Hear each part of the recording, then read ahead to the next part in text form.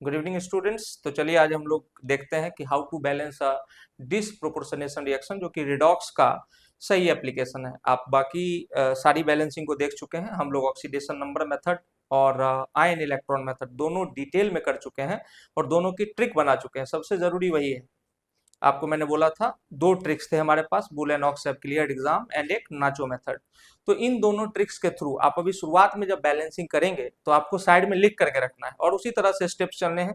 एक भी स्टेप अगर आगे पीछे हुआ, you will not be able to balance the redox reaction. एक आखिरी बात मैंने और बताई थी कि whenever you are asked to balance a reaction in basic medium, आप उसको बाय डिफॉल्ट एसिडिक मीडियम में बैलेंस करें, then convert it to basic medium balancing. आपने बोला ठीक है, आगे चलते हैं और डिसप्रोपोर्शनेशन को बैलेंस करते हैं।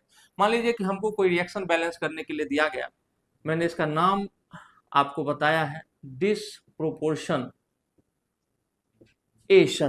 रिएक्शन। तो इसका थोड़ा सा आप स्पेलिंग भी याद रखें, थोड़ी अजीब सी स्पेलिंग है डिसप्रोपोर्शनेशन रिएक्शन की। इसका मतलब क्या होता है सर? जब सेम एंटिटी ऑक्सीडाइज और रिड्यूस हो रही हो तो ऐसे रिएक्शंस को हम डिसप्रोपोर्शनेशन रिएक्शन कहते हैं। आप देखें जरा गौर से, तो यहाँ पर हमारा Cl2 जा रहा है Cl minus plus ClO3 minus में। मैं आपको दोनों तरीकों से बैलेंस करके सिखाऊंगा और काफी सारी छोटी छोटी चीजें एकदम ध्यान अगर आपका हटा तो आप वो छोटी चीज मिस कर दोगे और फिर से उतने ही कंफ्यूज रहोगे इस पूरे चैप्टर में जितने कि आप थे कहीं से भी पढ़ने के बाद। तो इस चीज का थोड़ा ध्यान रखना है। यहाँ पर देखिए, आयन इलेक्ट्रॉन मेथड पहले हम लोग अप्लाई कर रहे हैं और अगर आपने याद रखा है आयन इलेक्ट्रॉन मेथड को, तो हम लोग इसको बुल एंड ऑक्स मेथड कहते थे। Bull and ox have cleared exam. आपने बोला ठीक है, थोड़ा सा देखते हैं। तो ये Cl2 Cl माइनस में जा रहा है और ये जो यहाँ पर हो रहा है 0 से -1 जाना, यहाँ -1 ऑक्सीडेशन स्टेट है तो इसको आप रिडक्शन कह रहे हो। और यहाँ 0 से देखो तो यहाँ पर +5 में जा रहा है तो इसको ऑक्सीडेशन कहते हैं। तो this is reduction half reaction और इसके सामने एक है ऑक्सीडेशन हाफ रिएक्शन। तो मैंने आपको साफ तौर पे कहा था, कई बार कहा था अगर आपको याद हो, कि यहाँ पर भी Cl2 ClO3 माइनस में जा रहा है। अब आप गौर करेंगे कि हमने मोल अपने मन से बढ़ा दिए हैं, तो अब ये सी बात है कि लास्ट में हमको मोल्स कम करने पड़ेंगे। जो भी एंटिटी दी हुई हो 1 मोल, यहाँ 1 मोल क्लोरीन मॉलिक्यूल है तो हमने 2 मोल क्लोरीन मॉलिक्यूल ले लिया, तो लास्ट में आपको इसको वापस से डेटा के रिडंडेंसी को कम करना पड़ेगा। जो आपने एक्स्ट्रा डेटा लिया उसको वापस करना पड़ेगा। देखिएगा कैसे। खैर, अभी हम लोग सबसे पहले break the reaction into 2 halves तोड़ लिया हमने, फिर एटम बैलेंसिंग करते हैं। यहाँ 2 एटम है, यहाँ 1 है, इसको 2 से मल्टीप्लाई किया। फिर हम लोग ऑक्सीजन बैलेंसिंग करते हैं, ना इधर ऑक्सीजन है तो इधर ऑक्सीजन बैलेंस करने की कोई आवश्यकता नहीं है, ना हाइड्रोजन बैलेंसिंग, ना इधर हाइड्रोजन है तो इधर बैलेंस करने की कोई जरूरत नहीं। अब आप आते हैं चार्ज बैलेंसिंग के ऊपर। तो चूंकि ये आयन इलेक्ट्रॉन मेथड है, hence we can balance the charge only by adding the electron. आपको पता है, तो इस साइड में तो 2 माइनस चार्ज है, तो इस साइड अगर हम 2 इलेक्ट्रॉन ऐड कर दें तो इधर भी 2 माइनस हो गया, इधर भी 2 माइनस हो गया। आपने बैलेंसिंग कर ली है। अब आगे चलते हैं। यहाँ पर देखिए 2 एटम थे तो 2 एटम बैलेंस कर लिया। यहाँ 3 2 जा 6 ऑक्सीजन हो गए, 6 ऑक्सीजन है तो आपको यहाँ पर कितना ऐड करना पड़ेगा? 6 वाटर मॉलिक्यूल ऐड करना पड़ेगा। आपने बोला सर कर लो, कोई दिक्कत नहीं है। अब क्या है कि आपको हाइड्रोजन बैलेंसिंग करनी है, तो हाइड्रोजन बैलेंसिंग में देखो 12 हाइड्रोजन इधर एक्स्ट्रा हो गया, इधर 0 हाइड्रोजन है तो आपको पूरा का पूरा 12H+ ऐड करना है। और उसके बाद चार्ज बैलेंसिंग करते हैं, तो यहाँ 2 माइनस है और 12 प्लस है, मतलब यहाँ पर 10 प्लस बचा हुआ है। तो आपको 10 प्लस को न्यूट्रलाइज करने के लिए, क्योंकि इधर तो कोई भी चार्ज नहीं है, तो न्यूट्रलाइज करने के लिए 10 मोल इलेक्ट्रॉन्स डालना पड़ेगा। अब आपने सारे ही लेवल्स पूरे कर लिए, ब्रेक द रिएक्शन कर लिया आपने, एटम बैलेंसिंग कर लिया आपने, ऑक्सीजन बैलेंसिंग कर लिया, हाइड्रोजन बैलेंसिंग कर लिया, चार्ज बैलेंसिंग भी कर लिया। अब add the 2 equations in such a way that the total number of electrons get cancelled out. Obvious सी बात है। तो आपको यहाँ पर 10 मोल इलेक्ट्रॉन है, यहाँ 2 मोल है, तो आपको इसको मल्टीप्लाई करना पड़ेगा with 5 and we have to rewrite the equation. तो we are rewriting RHR, reduction half reaction. तो यहाँ हो जाएगा 5Cl2 प्लस 10 मोल इलेक्ट्रॉन्स और 10 Cl माइनस। बहुत ही आराम से देखिएगा, ये 10 इलेक्ट्रॉन से 10 इलेक्ट्रॉन कैंसिल आउट हो जाएगा और देखो 5Cl2 प्लस Cl2 यहाँ पर बन जाएगा 6 मोल Cl2 plus 6H2 is going to give us twice ClO3 minus plus 10 Cl minus plus 12H+। अब मैंने आपको खूब अच्छे से समझाया हुआ, अगर आपको याद हो, कि जितना H+ है उतना ही OH- दोनों साइड जोड़ दीजिए और फर्दर आप आगे बढ़ेंगे तो you will convert the acidic balancing into basic balancing, कोई दिक्कत नहीं है। क्यों दोनों के रूल याद रखने हैं आपको, आप किसी एक का रूल याद रखिए। आपने बोला ठीक है, तो यहाँ से 6Cl2 प्लस 6H2O, कितने OH माइनस ऐड करने, 12OH minus is going to give us twice ClO3 minus plus 10Cl minus plus 12H plus plus 12OH minus, मतलब 12 मोल H2O बन जाएगा।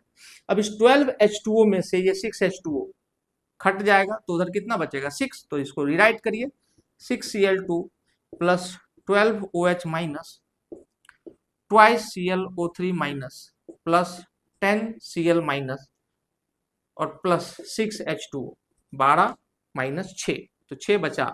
अब देखिए मैंने आपको बोला था कि यहाँ पर 1 मोल मॉलिक्यूल था और आपने अपने मन से 2 मोल मॉलिक्यूल लिए थे, क्योंकि आप OHR और RH दिखाएंगे तो दोनों बार आपने मॉलिक्यूल को एक बार रिड्यूस और एक बार ऑक्सीडाइज होते हुए दिखाया है। इसका मतलब डेटा को आपने रिडंडेंट कर दिया, सरप्लस कर दिया।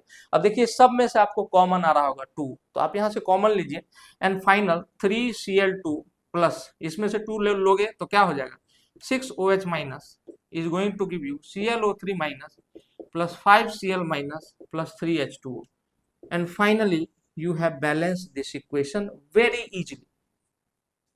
अगर आप कहेंगे कि सर पढ़ाने तो आप दोनों मेथड वाले हो, बट आपका प्रेफर्ड मेथड क्या है, तो मैं बोलूंगा कि always use ion electron method for disproportionation balancing. If you are seeing in a question that same entity is undergoing oxidation and reduction, same entity oxidise और रिड्यूस हो रहा है, means that is a case of disproportionation and we have to use या we should use ion electron method.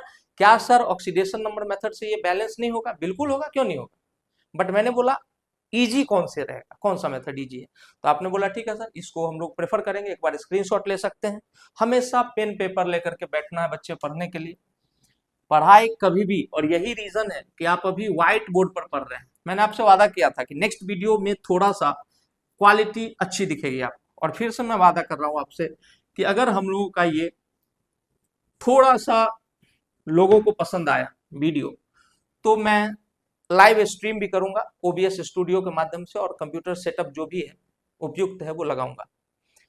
इस पूरे Endeavour का, इस पूरे उद्यम का जो मुख्य उद्देश्य है वो बस इतना है कि मैं जितनी केमिस्ट्री जानता हूँ, जितनी भी जानता हूँ, जो ही जानता हूँ, थोड़ी सी आसान तरीके से मैं चाहता हूँ कि आप लोग तक पहुंच जाए। ये सब्जेक्ट तो मैं आसान करके रहूंगा चाहे जैसे हो। चलिए, तो दूसरा मेथड है जिसका नाम है oxidation number method, oxidation number method, और मैं इसको अप्लाई करने जा रहा हूं। अब मैंने वहां पर मॉलिक्यूल 2 मोल ले लिया था, तो क्या सर मोल को सेम रख के काम नहीं चलेगा, मैं वो भी करके आपको दिखाता हूं कि यहाँ Cl2 था और Cl minus plus ClO3 minus, chlorate और क्लोराइड दोनों चीज बन रहे थे। आपने बोला ठीक है।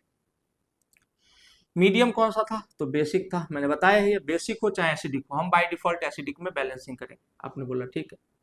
अब इसको जरा देखिए कि एक एटम, यहाँ क्लोरीन के 1 मोल को हमने 2 मोल एटम मान लिया, कन्वर्ट कर लिया, एक क्लोरीन दूसरा क्लोरीन, और इसको हम Cl माइनस और ClO3 माइनस में जाता हुआ दिखा रहे हैं। आपको पता है कि यहाँ ऑक्सीडेशन स्टेट अनकम्बाइंड स्टेट में 0 है, तो यहाँ पर मेरे बच्चों रिडक्शन हुआ है, तो n फैक्टर आप रिडक्शन का निकालोगे, और यहाँ पर 0 से +5 जा रहा है, इसका मतलब n फैक्टर आप ऑक्सीडेशन का निकालोगे। तो मैंने क्या सिखाया था, नंबर ऑफ एटम जो कि 1 है इंटू बड़ा माइनस छोटा, तो यहाँ बड़ा है 0 माइनस -1, आंसर विल बी 1, और यहाँ एन फैक्टर देखो आप, ये एन फैक्टर किसका है, ऑक्सीडेशन का, तो एन फैक्टर जब आप ऑक्सीडेशन का लिख रहे हो तो नंबर ऑफ एटम फिर से 1 है, बड़ा माइनस छोटा, आंसर विल बी 5। सीरियसली अगर आपने पिछला वीडियो देखा है तो मैंने वहां साफ साफ बताया था आपको कि दिस मेथड इज कॉल्ड मेरे बच्चों नाचो। तो आपने एन फैक्टर निकाल लिया सर। अब उसके बाद क्या किया था, स्टैंडर्ड फॉर्म में कन्वर्ट करना, तो 1 है 5 है, किसी से भी कॉमनली ये कैंसिल आउट नहीं होगा, तो ये ऑलरेडी स्टैंडर्ड फॉर्म में। अब क्रिस क्रॉस मल्टीप्लिकेशन, मतलब जहां पर आपको रिडक्शन दिख रहा है उसको ऑक्सीडेशन के एन फैक्टर से मल्टीप्लाई करना है बच्चों, और जहां ऑक्सीडेशन दिख रहा है उसको रिडक्शन के एन फैक्टर यानी 1 से मल्टीप्लाई करना है, रिराइट करना है इक्वेशन को, तो करते हैं। तो यहाँ हम लिख सकते हैं कि 5Cl plus Cl is going to give you 5Cl minus plus ClO3 minus. आपने कहा बहुत अच्छी बात है सर, अब बताइए कि मैंने क्या बोला था आपको कि इस स्टेप में आकर के अगर एन फैक्टर से मल्टीप्लाई करने के बाद बैलेंस हो गए वो एटम्स जिनका ऑक्सीडेशन नंबर चेंज हो रहा था, then well and good. If not, then आप कोई भी स्टोइचोमेट्रिक कोफिशिएंट सुटेबल लेकर के आप बैलेंस कर सकते हैं। आई होप कि आपको याद है। आपने बोला याद है सर। अगर मैं यहाँ देखूं तो यहाँ पे 6Cl जा रहा है 5Cl minus plus ClO3 minus में, तो यहाँ क्लोरीन का ऑक्सीडेशन स्टेट बदल रहा था और वो 5 1 6 और इधर भी 6, इसका मतलब एटम बैलेंस करने की जरूरत नहीं है। आते हैं अगले स्टेप पर, charge balancing. Charge balancing acidic medium में H+ से करते हैं। तो इधर देखें आप, तो 5 माइनस और एक 6 माइनस चार्ज है और इधर 0 चार्ज है। इसका मतलब हमको यहाँ पर 6H+ ऐड करने होंगे। अब इधर भी देखिए 6 माइनस और 6+, मतलब 0 चार्ज, इधर भी 0 चार्ज। यहाँ हमने मॉलिक्यूल को तोड़ के एटम बना लिया था। अब जब हमारी बैलेंसिंग हो चुकी है तो हम लोग इसको वापस से एटम को तोड़ के मॉलिक्यूल बनाएंगे, पर थोड़ा सा वेट करते हैं। क्यों? क्योंकि हमने हाइड्रोजन भी बैलेंस नहीं किया। हाइड्रोजन बैलेंस करने के लिए क्या करोगे सर? हाइड्रोजन बैलेंस करने के लिए 6 हाइड्रोजन है, मतलब 3 H2 ऐड कर दोगे तो 6 बैलेंसिंग हो गई, और ऑक्सीजन चुपचाप खुद ही बैलेंस हो जाएगा। जैसा हमको इस मेथड के बारे में पता है, that will give you the check for correctness. इस मामले में ये मेथड अच्छा है कि आप जैसे ही बैलेंस करोगे, ऑक्सीजन अपने आप अगर बैलेंस हो गया तो आपको पता चल जाएगा कि you have followed the right path. आपने कहा अच्छी बात है, आगे बढ़ते हैं। अब ये है 6 क्लोरीन, इसका मतलब 3 मोल Cl2 लिख सकते हैं। देखो बच्चे, हमने मॉलिक्यूल को एटम बनाया, फिर एटम को क्या बना लिया? मॉलिक्यूल। कहाँ दिक्कत है? 6 मोल क्लोरीन एटम मतलब 3 mole chlorine molecule plus 3H2O is going to give us 5Cl minus plus ClO3 minus plus 6H+। आप समझ पा रहे होंगे। अब फिर क्या करना है? दोनों तरफ 6OH माइनस ऐड कर दो। क्यों ऐड करो? क्योंकि बेसिक मीडियम में बैलेंसिंग थी क्वेश्चन, तो बेसिक मीडियम का ऐड कर लो। तो 3Cl2 प्लस 3H2O प्लस 6 मोल OH minus 5Cl minus plus ClO3 minus plus 6H+ और 6OH, मतलब 6 वाटर मॉलिक्यूल बनेंगे। अब देखिए इधर 3 है उधर 6 है, मतलब उधर 3 नेट बच जाएगा। तो 3Cl2 plus 6OH minus is going to give us 5Cl minus plus ClO3 minus plus 3H2O। I hope कि पिछले केस में भी आपको बैलेंस होने के बाद यही इक्वेशन आया था। I hope so. यहाँ पर आप ऑक्सीजन चेक कर सकते हो, 6 ऑक्सीजन, इधर भी देखो 3 और 3 6 ऑक्सीजन। मजा आ गया। Nothing is hard. Nothing is hard. You have to follow the discipline. If I have told you to follow the method NaCHO, आपको एक के बाद एक लगाना है। अगर आपने आगे पीछे कर दिया, चार्ज बैलेंस करने चले गए, मतलब नहीं किया, और आप हाइड्रोजन बैलेंस करने चले गए, you will never be able to balance a redox reaction, mind it. ठीक है, चलिए आगे बढ़ते हैं। यहाँ तक आपको होप कि समझ में आया होगा। अब एक बहुत ही अच्छा क्वेश्चन करते हैं इसके ऊपर, जो अभी तक के सारा जो आपका जो नॉलेज है उसको एकदम कंबाइन कर देगा। और इस क्वेश्चन को बिल्कुल ध्यान से देखना है, और जब भी आपको रिवीजन करने का मन हो तो आप इसी क्वेश्चन से करें। जब भी आपको रिवीजन करने की इच्छा हो, you have to use this question only, जो अब मैं कराने वाला हूं। होप कि आप पॉज करके यहां से उतार सकते हैं। आगे बढ़ते हैं। अब हम लोग पहुंच चुके हो। देखिए, हार्ड लेबर का कोई सब्स्टिट्यूट नहीं होता है, तो वो आपको कंटिन्यूअसली जारी रखना है।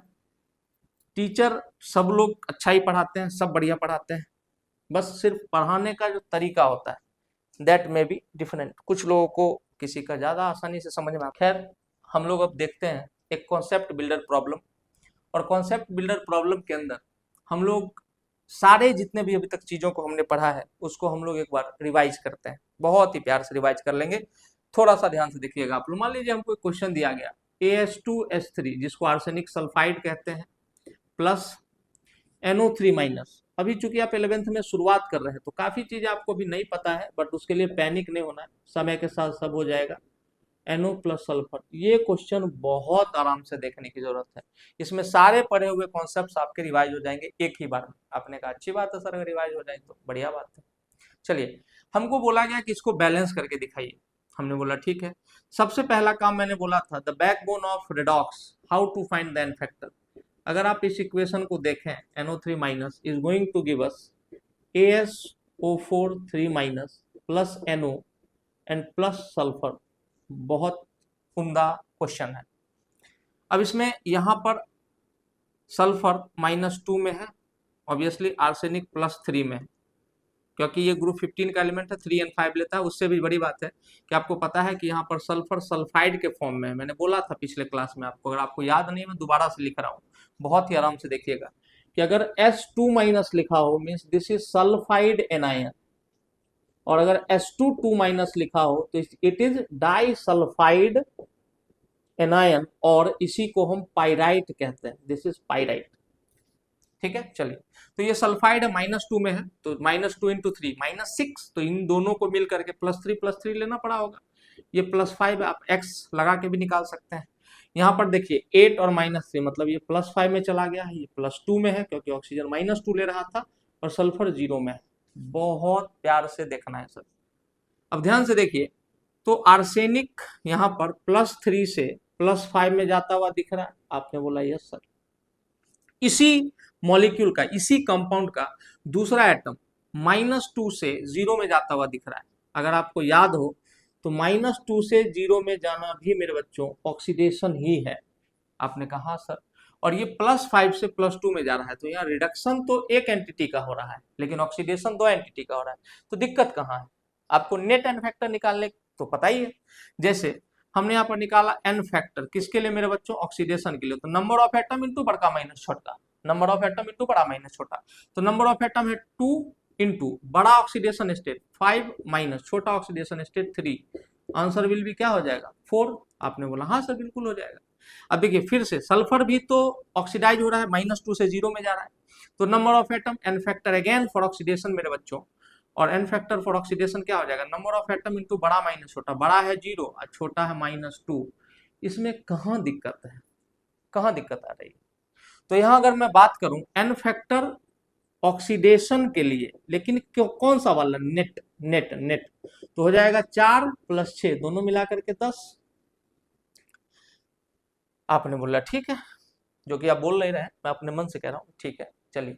अब यहाँ पर नाइट्रोजन का तो एक ही एटम है, वो +3 से 2 में जा रहा है, तो एन फैक्टर मेरे बच्चों और रिडक्शन के लिए क्या दिख रहा है आपको कि number of atom 1 × 5 - 2, answer will be 3। आपने बोला ये भी ठीक है।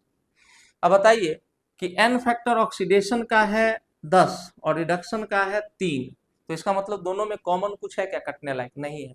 इसका मतलब जो ऑक्सीडेशन की प्रक्रिया है या ऑक्सीडेशन में जो इन्वॉल्व है, उस वाले रिएक्शन को आपको मल्टीप्लाई, उस वाले पार्ट मल्टीप्लाई करना पड़ेगा। ऑक्सीडेशन हाफ को मल्टीप्लाई करना पड़ेगा आपको किससे? ऑक्सीडेशन हाफ को मल्टीप्लाई करना पड़ेगा आपको रिडक्शन के एन फैक्टर से, और रिडक्शन को मल्टीप्लाई करना पड़ेगा ऑक्सीडेशन के एन फैक्टर से। ऑक्सीडाइज हो रहे थे ये भाई साहब, इसका मतलब कि इनके रिएक्शन को आपको मल्टीप्लाई करना पड़ेगा 3 से, और इसको भी मल्टीप्लाई करना पड़ेगा 3 से क्योंकि दोनों जगह ऑक्सीडेशन था, और रिडक्शन वाले भाई साहब को मल्टीप्लाई करना पड़ेगा 10 से, क्योंकि ऑक्सीडेशन का एन फैक्टर से रिडक्शन की प्रक्रिया वाले को मल्टीप्लाई किया जाता है, और रिडक्शन वाले से ऑक्सीडेशन वाले को। आपने कहा अच्छी बात है, जरा रिराइट करते हैं दोबारा से। इसको 3 से मल्टीप्लाई करेंगे, हो जाएगा 3as2s3, 3as2s3, दोनों जगह 3 ही है, किसी भी 3 से मल्टीप्लाई कर रहे हो आप, कोई दिक्कत नहीं। प्लस रिडक्शन वाले को 10NO3-, और ये बना करके दे रहा है आपको 3ASO4 3- प्लस NO वाले के साथ फिर से 10NO और प्लस सल्फर वाले को आपने 3 से मल्टीप्लाई किया तो 3 सल्फर। बहुत ध्यान से देखिएगा, बहुत ध्यान से। इस केस में 3 एटम्स अपना ऑक्सीडेशन नंबर बदल रहे थे, ऑक्सीडेशन स्टेट बदल रहे थे। आर्सेनिक था, सल्फर था, नाइट्रोजन था। क्या तीनों एटम्स इस स्टेप में बैलेंस्ड है? मैंने आपको बोला था, आप यही गलती करते हो और फिर बोलते हो कि सर बैलेंसिंग नहीं होता है या टफ है, फालतू की बात। चलिए, तो यहाँ पर अगर आप देखें तो आर्सेनिक 6 है, यहाँ आर्सेनिक 3 ही दिख रहा है, माहौल खराब हो गया। यहाँ पर आप क्या करेंगे? इस आर्सेनिक को मैं यहीं पर कर देता हूं, क्योंकि मेरे पास जगह कम है, आप दोबारा से रिराइट कर लेना कि स्टोइकियोमेट्रिक कोफिशिएंट से मल्टीप्लाई करोगे तो आप किससे करोगे? पहले 6 से। आर्सेनिक हो गया बैलेंस, ठीक है, कोई दिक्कत नहीं। चलिए नाइट्रोजन के पास चलते हैं। 10 नाइट्रोजन 10 नाइट्रोजन, कोई दिक्कत नहीं है। आपने बोला ये भी ठीक है। अब क्या करें सर? सल्फर के पास चलो। 3 3 9, और यहाँ पर कितने मेरे बच्चों? सिर्फ 3, तो यहाँ पर भी आपको रिराइट करने के दौरान 9 सल्फर लिखना पड़ेगा। आपने बोला ठीक है सर, अब आगे दिखाइए। हाँ, मैं इसको एसिडिक मीडियम, क्योंकि एसिडिक बेसिक में क्या अंतर है? सिर्फ लास्ट में उतने OH ऐड करने होते हैं, एसिडिक में बैलेंस करते हैं। तो अब आपको याद करिए जरा नाचो, मैं बार बार कहता हूँ, इसी का तो कमाल है। एन आपका फाइनल है, एटम आपने बैलेंस कर लिए हैं, अभी जस्ट बैलेंस किया आपने। अब चार्ज बैलेंसिंग, तो you have to balance the charge by adding H plus और OH माइनस। एसिडिक मीडियम तो H प्लस से करते हैं, क्योंकि आयन इलेक्ट्रॉन तो है नहीं कि हम इलेक्ट्रॉन से करें। आप कहेंगे बिल्कुल सही बात है सर, तो यहाँ चार्ज को बैलेंस करिए आप। जब आप चार्ज को बैलेंस करते हैं, जो कि करना ही है अगर इस क्वेश्चन को सही करना है, तो देखिए इधर 10 माइनस है और इधर 18 माइनस, फिर से 10 और माइनस, मतलब 10 माइनस चार्ज इधर है 10 मोल्स, और यहाँ पर 18 माइनस चार्ज शो हो रहा है। आपने बोला कि सर ये तो ठीक बात है, कितने H प्लस ऐड करूं? इधर पे आप 8H प्लस ऐड करिए। आपने बोला कर देते हैं, और अगर आप 8H प्लस ऐड कर रहे हैं तो आप हाइड्रोजन गिनिए, इधर एक भी नहीं है, इसका मतलब आपको 4 वाटर मॉलिक्यूल्स यहाँ टिकाने होंगे। और जैसे ही आप 4 वाटर मॉलिक्यूल टिकाएंगे, उसके बाद आपको ऑक्सीजन अपने आप यदि बैलेंस हो जाता है तो डीजे बजेगा, फिर तो स्टेबिलिटी का एकदम गुणगान होगा। बढ़िया बात है सर, बन गया। देखिए ऑक्सीजन 10 3 जा 30 और 4 34 ऑक्सीजन है, यहाँ 6 4 जा 24 और 10 34। मजा आ गया होगा कि सर इतना भारी क्वेश्चन और 1 सेकंड में बैलेंस। तो मैं फिर से याद दिलाता हूँ आपको, अब आप किसी भी चीज को गिन लो। आर्सेनिक 6, आर्सेनिक अभी अभी 6 बैलेंस किया आपने। ऑक्सीजन 30 और 4 34 बैलेंस किया। Hydrogen 8, hydrogen 8।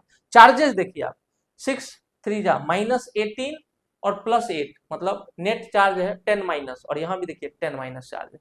Already this equation has been balanced. तो आपने कहा कि सर इसको तो एकदम मजा आना कहते हैं।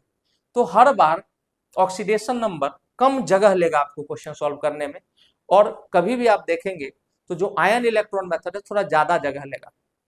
दो मेथड इसलिए बनाए जाते हैं क्योंकि हर इक्वेशन को सेम तरीके से बैलेंस करना संभव नहीं होता है। आप जैसे जैसे क्वेश्चन बनाते जाएंगे आपको मेरी बात समझ में आएगी, बट मेरा एक सजेशन जरूर है, whenever you are given the disproportionation reaction, try to balance it by using ion electron method, not by oxidation number method, क्योंकि वहां एटम को मॉलिक्यूल, मॉलिक्यूल को एटम बनाना पड़ता है, थोड़ा सा दिक्कत होता है। उससे अच्छा है कि दो मोल ले लीजिए, लास्ट में डेटा की रिडंडेंसी आएगी तो रिडंडेंसी को खत्म करने के लिए कॉमन लेकर कैंसिल आउट कर लीजिएगा।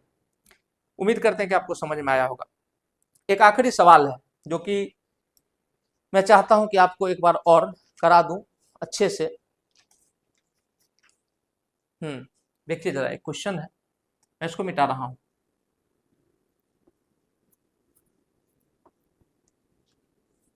बहुत ही अच्छा क्वेश्चन है, मुझे अच्छा लगता है, और आपके सारे कॉन्सेप्ट एक बार फिर से क्लियर हो जाएंगे।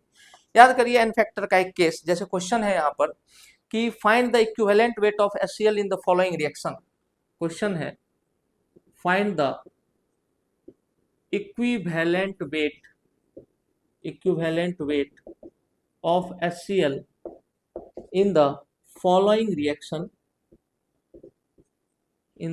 following reaction if molecular weight of HCl is m।